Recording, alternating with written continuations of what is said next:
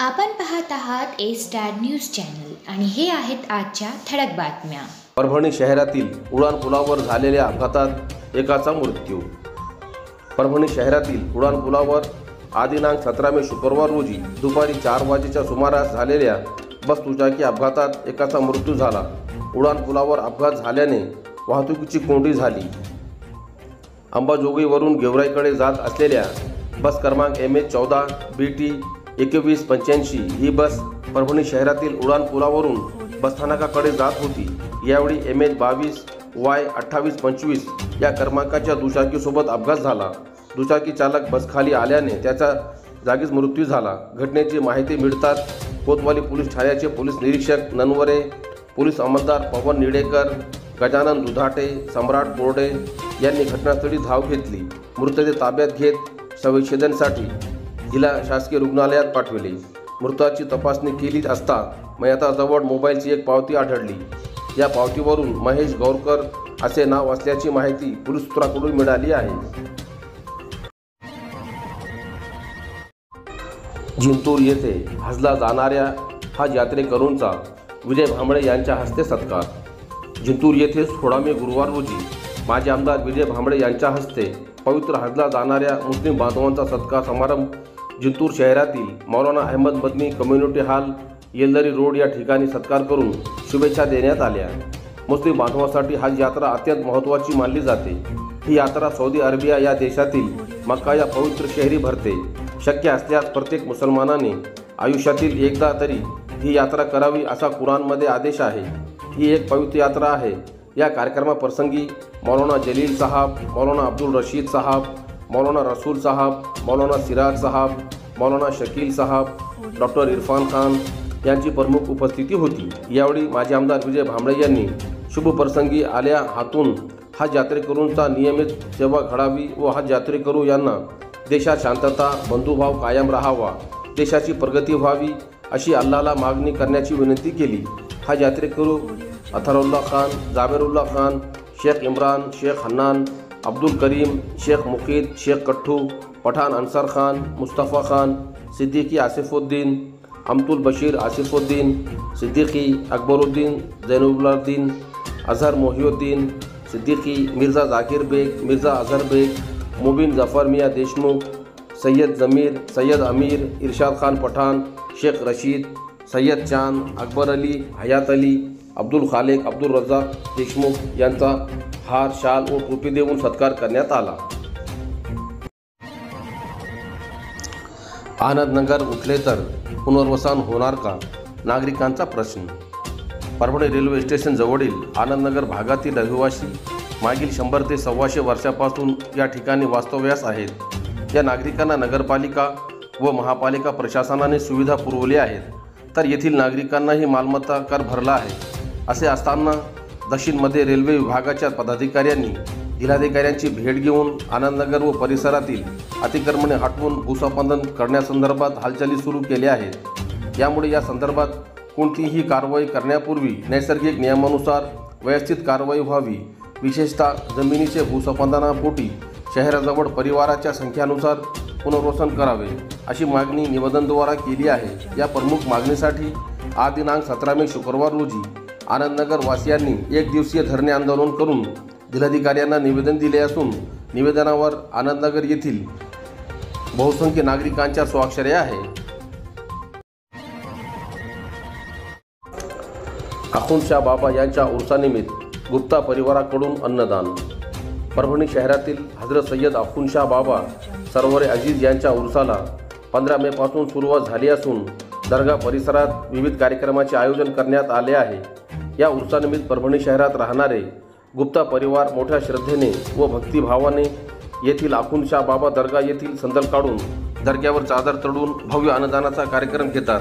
त्याचबरोबर रमजान ईदच्या वेळी सुद्धा मोठ्या प्रमाणात शिरखुर्म्याचे वाटप करतात। सुरेश परदेशी यांनी मागील 40 वर्षापूर्वी येथील दर्ग्यात संदल निमित्त अन्नदान व रमजान ईद निमित्त शिरखुर्मा वाटपास सुरुवात केली होती।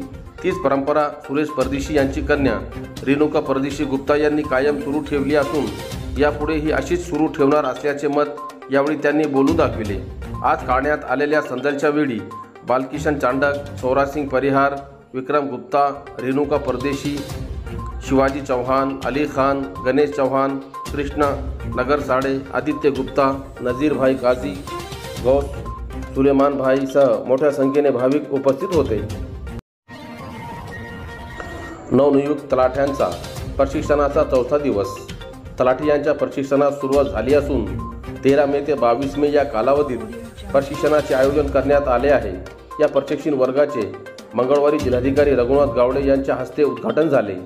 जिल्हाधिकारी कार्यालयातील जिल्हा नियोजन समितीच्या सभागृहात हे प्रशिक्षण सुरू असून प्रशिक्षणादरम्यान नवनियुक्त तलाठ्या यांच्याकरिता 7/12 संगणकीकरण, ई-गव्हर्नन्स, आपत्ती व्यवस्थापन आराखडा, नैसर्गिक आपत्ती व महसूल विषयक इत्यादी विषयावर प्रशिक्षण वर्गाचे आयोजन करण्यात आले आहे।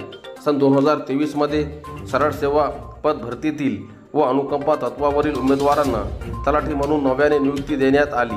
विशेष करून केवळ नवनियुक्त तलाठी यांना तलाठी कामकाजाबद्दल व तलाठी यांचे 4 महिन्याचे प्रशिक्षण एकाच सर्व तलाठी यांचे नामनिर्देशन होणे शक्य नसल्यामुळे तलाठी यांना पायाभूत माहिती होण्याच्या उद्देशाने प्रशिक्षण वर्गाचे आयोजन करण्यात आले आहे। हे प्रशिक्षण निवासी उपजिल्हाधिकारी अनुराधा ढालकर यांच्या मार्गदर्शनाखाली सुरू असून आज चौथ्या दिवशी कैलास वाघमारे, गणेश चौहान, लक्ष्मीकांत खडीकर, रणजित कोडेकर, पापलेवाड, नितीन भंडारी, अनिल गवडी, विठ्ठल बडगुजर, संदीप बडगुजर सह आदींनी मार्गदर्शन केले। जिंतूर शहरात महात्मा बसवेश्वरांचे स्मारक होणे गरजेचे, अमृतेश्वर महाराज यांची सूचना। जिंतूर येथील अमृतेश्वर मठ वीरशैव लिंगायत समाजाच्या वतीने क्रांतीसूर्य जगज्योती महात्मा बसवेश्वर महाराजांची 893वी जयंती मोठ्या उत्साहात साजरी करण्यात आली।